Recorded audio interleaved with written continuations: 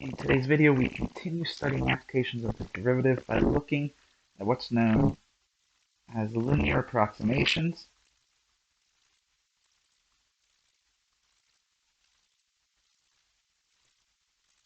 Now, in this video, we will define what a linear approximation is.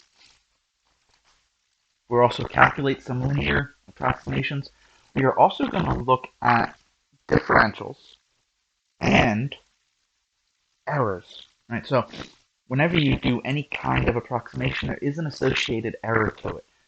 And we will look at some ways of approximating certain errors.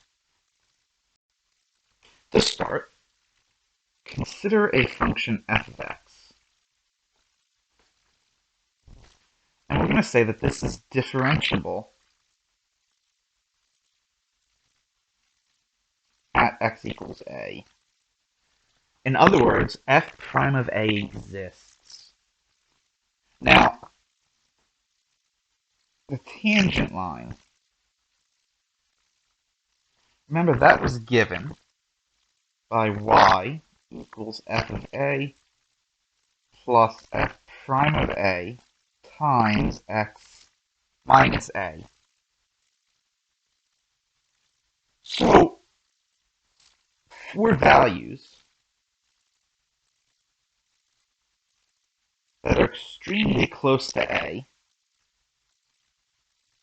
we can approximate f of x as the tangent line.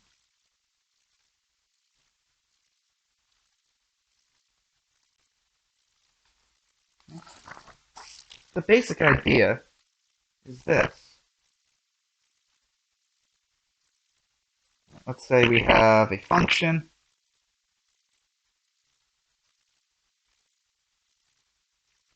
and we'll say this is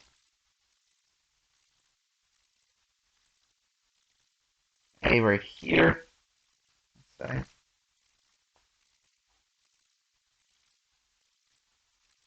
And that corresponds to this point right here. Right? Well, if we draw our tangent line,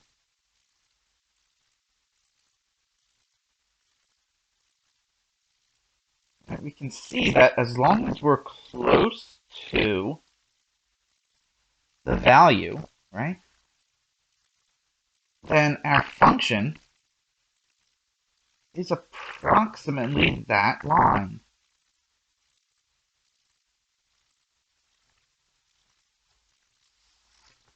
We call this the linear approximation or the linearization. So this is the definition.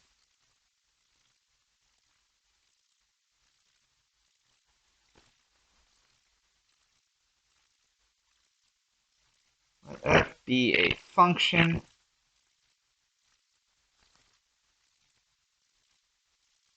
that is differentiable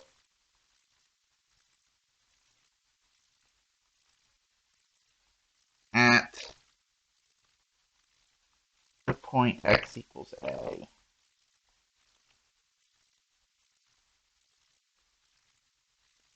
The linear approximation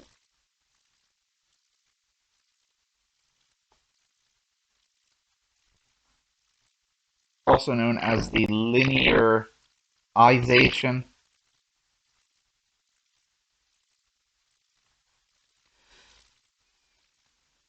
of x at x equals a is represented as L of x, f of a plus f prime of a times x minus a. So it is just the tangent line to f at the point x equals a.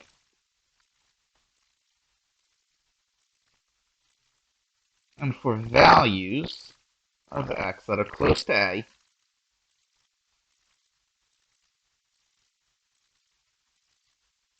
I should say, but not equal to.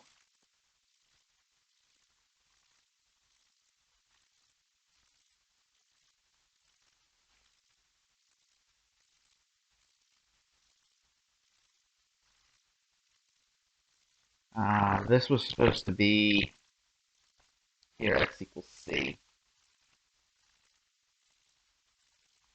F of c can be approximated as L of c.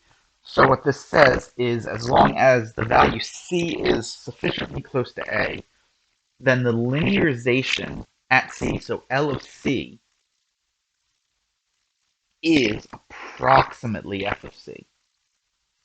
So the linearization provides a good approximation for the true value of the function, as long as that c value is sufficiently close to a.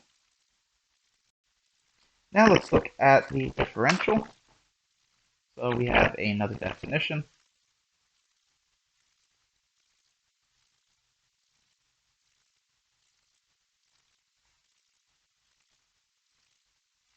We again let y equal f of x be a differentiable function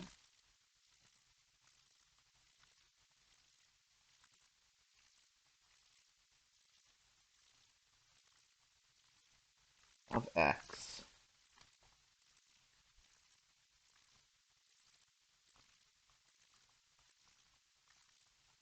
The differential for the dependent variable y is given dy equals f prime of x dx. Right, now that should look familiar. Right, if we write it this way, dy dx equals f prime of x. Right, so that dy and that dx that we've been looking at all this time were known as differentials. And we say here dx is the differential for x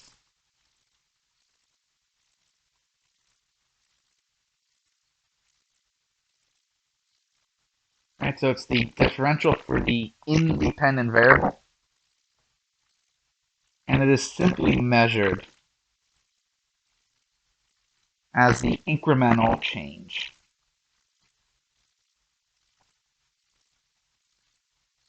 in x.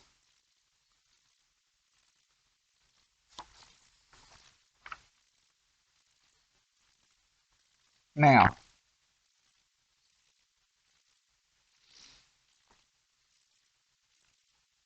what we want to do is we want to try and see how does a change in x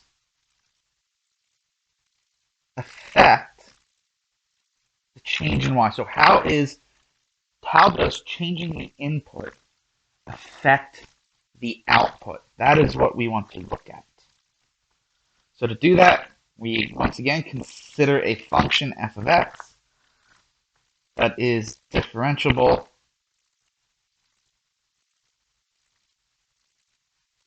at x equals a. We are also going to suppose that x changes by a small amount, so we're going to say x changes from a to a plus dx. This would mean that the change in x, delta x, is simply dx. Right, so that makes sense from the definition, right? We said that dx is an incremental change in x. So dx and delta x represent the exact same thing. Now, change in y would be given by f of a plus dx minus f of a. Now,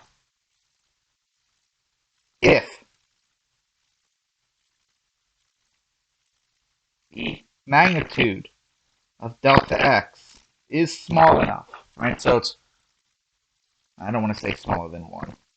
I'm just going to write if delta x is small enough,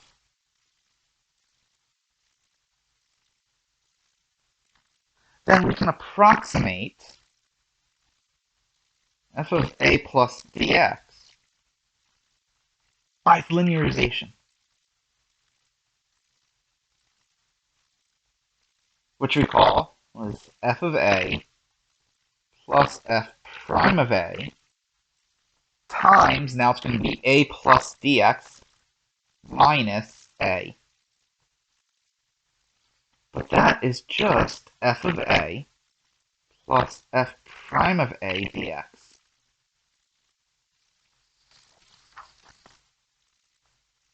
Now we take this,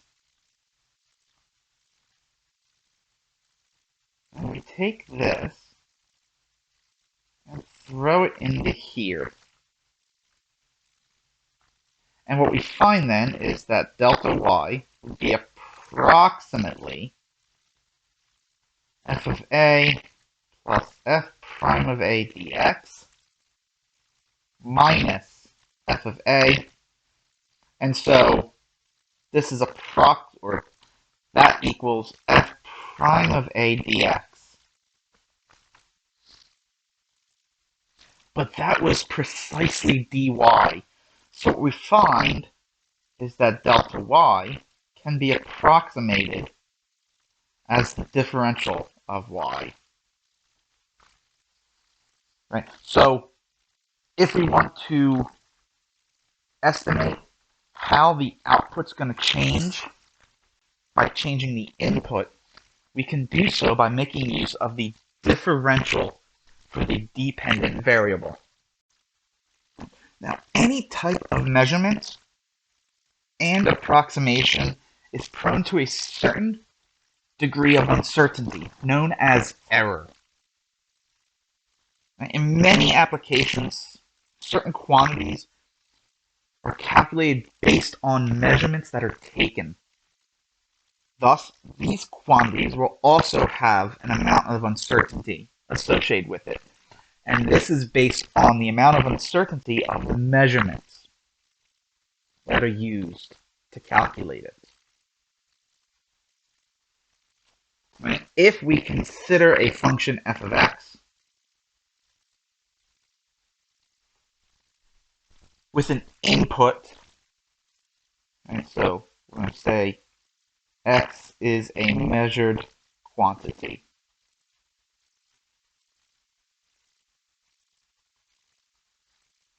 And so we have a function whose input is a measured quantity.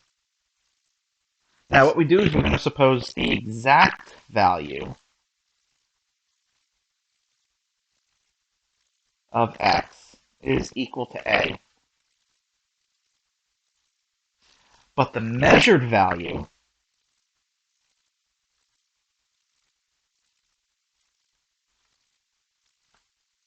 of x is a plus, no, dx, let's say.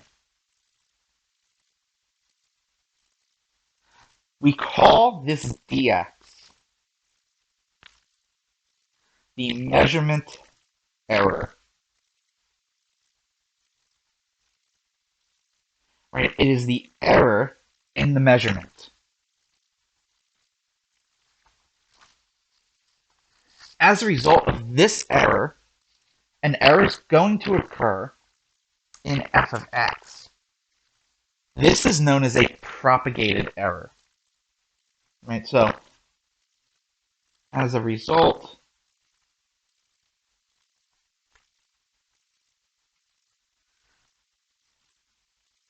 error occurs in the calculation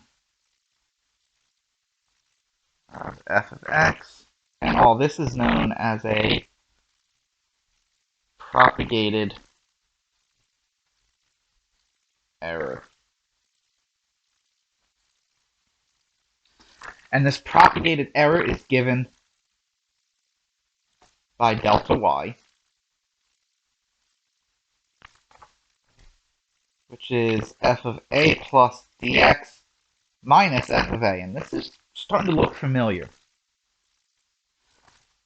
Now, it is extremely unlikely that we would know the actual value of a measured quantity. If we did, so if we actually knew the value, why are we measuring it in the first place? This makes it impossible to calculate the true propagated error. However, if we are given an estimate in the accuracy of a measurement, then we can approximate the propagated error by using differentials. Now, the two types of error we just saw, measurement error and propagated error, these are known as absolute errors.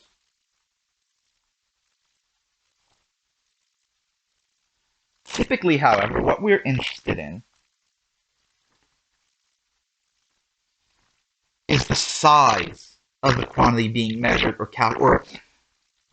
interested in the size of an error relative to the size of the quantity being measured or calculated. So if we are given an absolute error, let's call it delta Q, of a particular quantity, relative error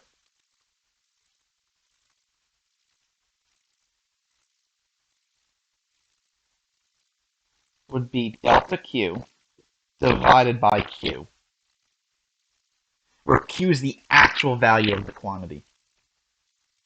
Percentage error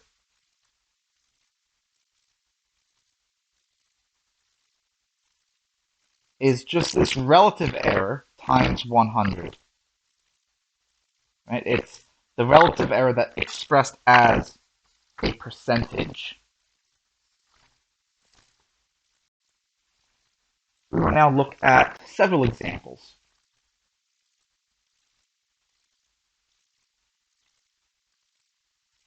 For our first example, we're going to consider f of x equals square root of x. We're going to find the linearization at x equals 0, and then use this to approximate the square root of 9.1. First, we need f prime of x. Well, that is 1 over 2 root x. We also need f of 9.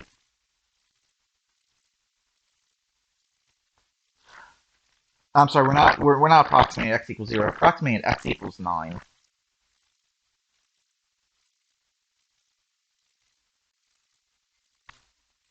F of 9 is 3.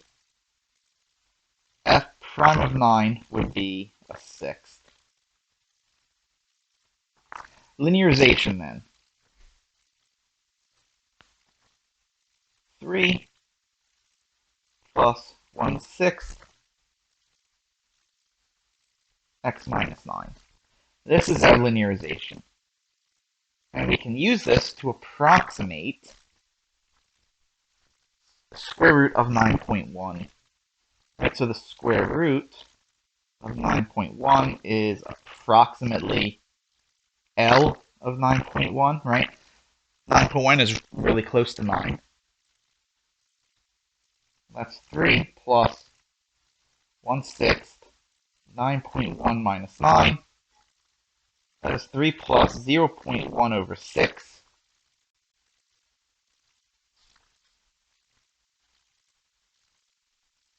That'll be 18.1 over 6,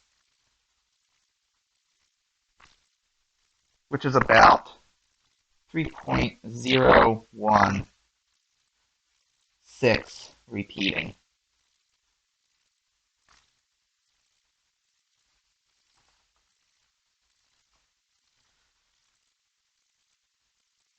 Next,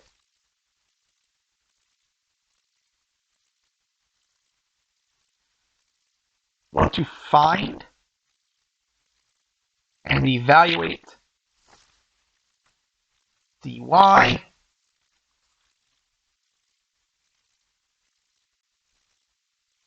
when x is equal to 3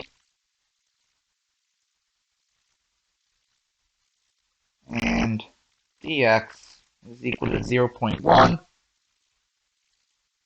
for the following functions. First, we have the function y equals x squared plus 2x. And second, we have y equals cosine of x. All right, for this first one, dy, right, it's y prime times dx. So the evaluation would be 2 times 3 plus 2, all times 0.1. That's 6 plus 2 is 8 times 0.1 is 0.8. The second one, dy, y prime, negative sine of x, dx. All right, so the evaluation, negative sine of 3 times 0.1. This is about negative 0.014112, let's say.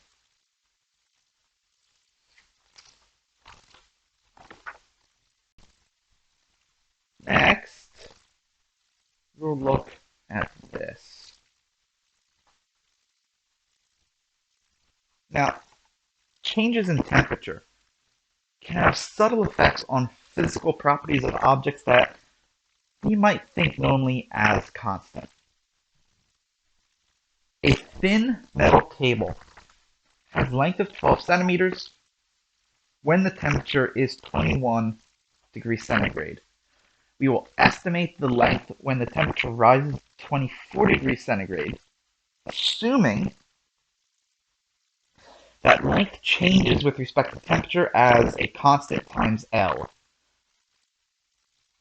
Right, so the change in length with respect to temperature is the coefficient of thermal expansion times the length. And that coefficient of thermal expansion is given as 1.7 times 10 to the minus 5 degrees centigrade inverse. Well,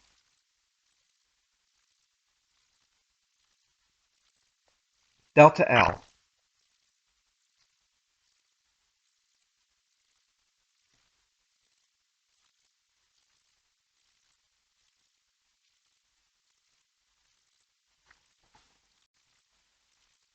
So delta L, right, is approximated as dL,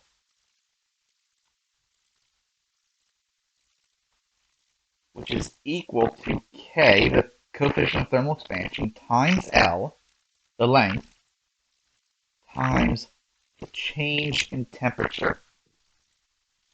Now it's just a matter of plugging in all of our knowns. 1.7 times 10 to the minus 5 times the length, which we know is 12 centimeters, times change in temperature. If we're going from 21 to 24, that's an increase of 3. This will wind up being 6.12 times 10 to the minus 4 centimeters. Right, so an increase of 3 degrees centigrade increased the length of this cable by 6.12 times 10 to the minus 4 centimeters, which is a very tiny change. And that's why we don't notice the length changing as temperature changes. Now, let's consider the side length of a cube, which is measured to be 5 centimeters, with an accuracy of 0.1 centimeter. First, we're going to use the differentials to estimate error in the computed volume of the cube with this measurement. Then we will actually compute the volume if the side length was 4.9 centimeters and 5.1 centimeters, so we can compare the estimated error with the actual potential error. All right, first thing to notice, volume of a cube is length of the side cubed. So dV is 3s squared ds. For part A then, our delta V is approximately dV, which equals 3s squared ds. Right. S is 5, so 3 times 25. And it has an accuracy of 0.1, so we say ds is 0.1. This gives us about a 7.5 cubic centimeter error. And this could be plus or minus, right? It could be an over or an under.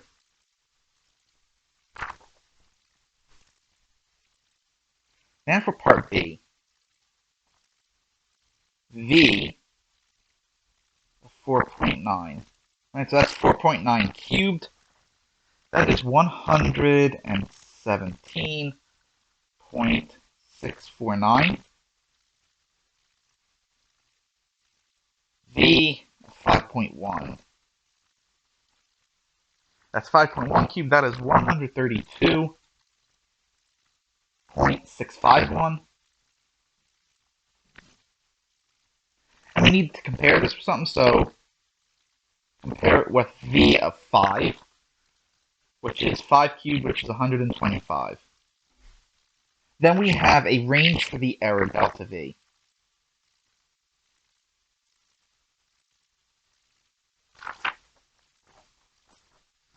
The lower bound would be the 117.649 minus the 125.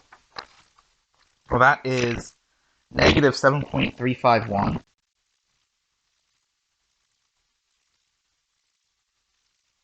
Cubic centimeters. The upper bound would be 132.651 minus that 125. And that is 7.651 cubic centimeters.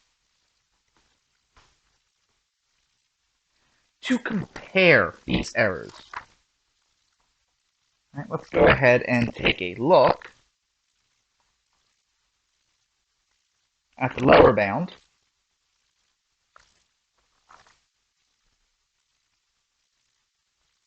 Do the absolute value, ABS, of negative 7.5 minus the negative 7.351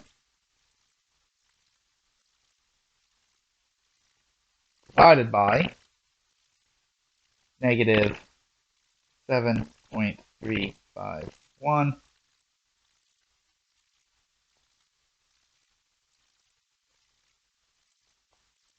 times that by 100. Get about 2.02. I actually should not have made that negative.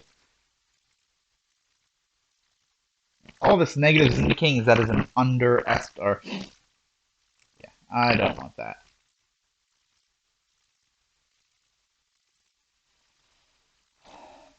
I'm going to take the absolute value of the whole thing.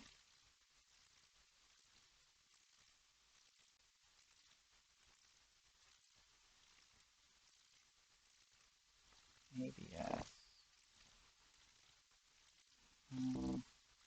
ABS of the negative 7.5 minus negative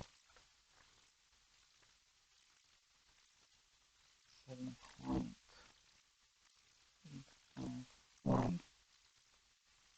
over negative 7.351, right? So it's the approximate minus the actual, all divided by the actual. Yes, and then times 100. Absolute value of the whole thing, and times 100. So about 2.03. And so we find that lower estimate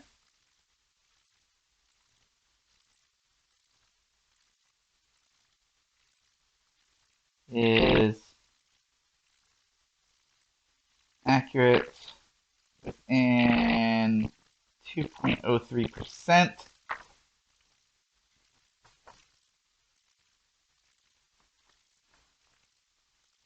Right, now we do the same thing for the upper, which was ABS. So the upper estimate was plus 7.5. We subtract that from 7.651.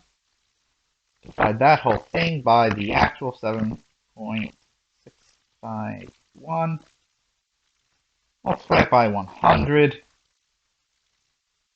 And we get about 1.97.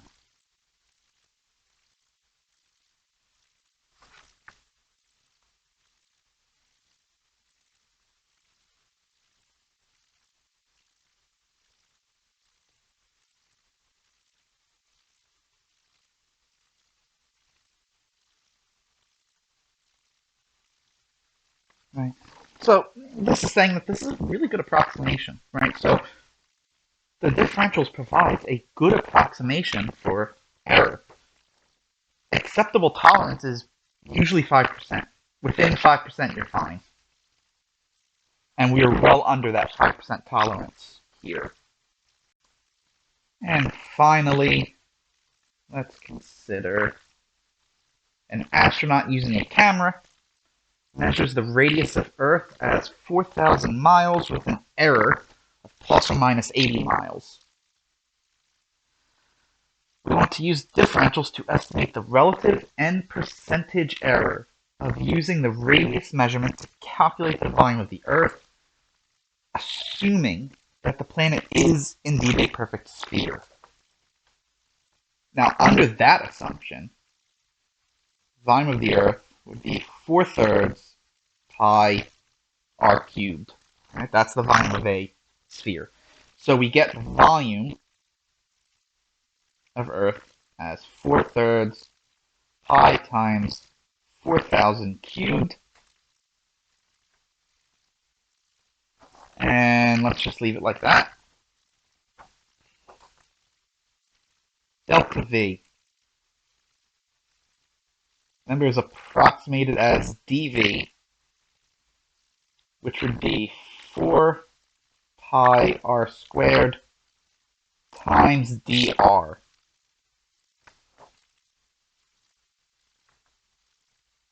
Which equals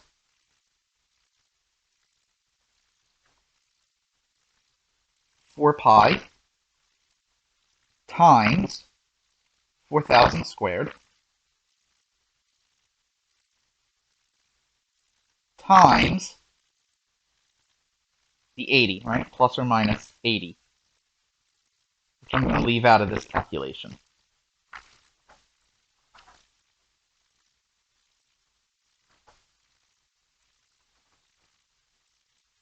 And again, just leave it in that form, because we want to find relative error first.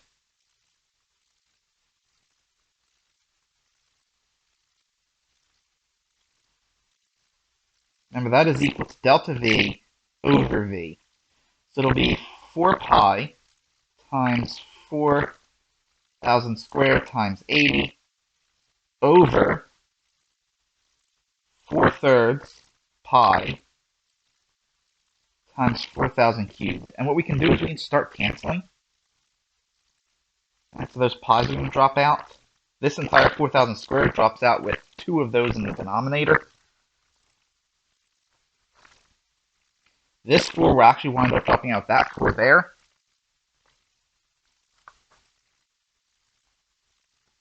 And by laws of algebra, that 3 in the denominator is going to come up in the numerator, so it becomes 3 times 80 all over 4,000.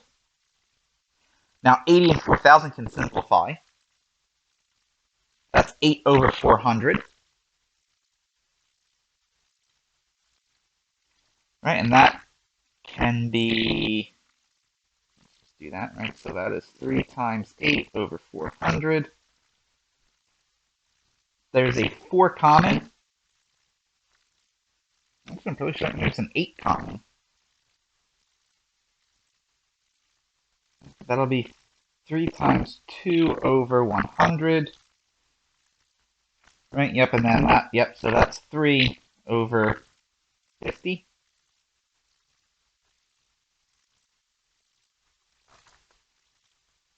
And that is 0.06. So the relative error is 0.06, and the percentage error is 6%. So the volume of the Earth is accurate within 6% by using this camera. If we take radius to be 4,000 miles using this camera.